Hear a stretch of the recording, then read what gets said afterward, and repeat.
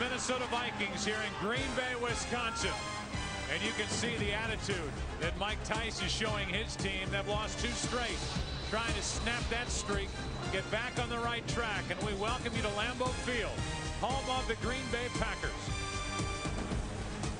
And welcome to the broadcast booth, everybody. I'm Joe Buck, Troy and Chris in just a second. This is a battle in the NFC North, and who would have thought that here in Week 10, after a 1-4 start, the Green Bay Packers, with a win today over Minnesota, could take over first place in the division.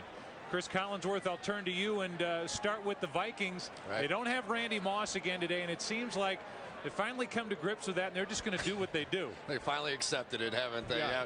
There was really a feeling amongst the Vikings that after they lost Moss, they quit attacking. They quit playing their style of football until maybe the second half of the game last week against the Colts. And then Dante Culpepper started taking over that game. You saw him run as they spread the offense out. You saw the bootlegs. And if Dante Culpepper can get his game going and begin to distribute the football, Troy, they have plenty of playmakers on this team. Maybe the bigger question is, can their defense get it done? Well, they really do have playmakers, and even without Randy Moss, this is a Green Bay secondary that's going to get tested. It's a young, inexperienced group. Darren Sharper is going to be limited in his playing time here today.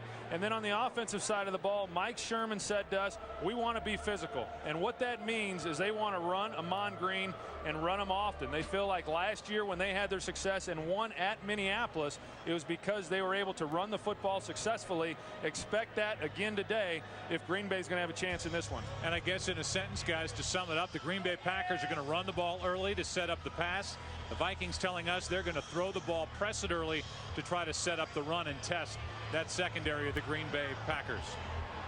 To check on how your fantasy team is doing, text message 63504 on your singular wireless phone or log on to foxsports.com.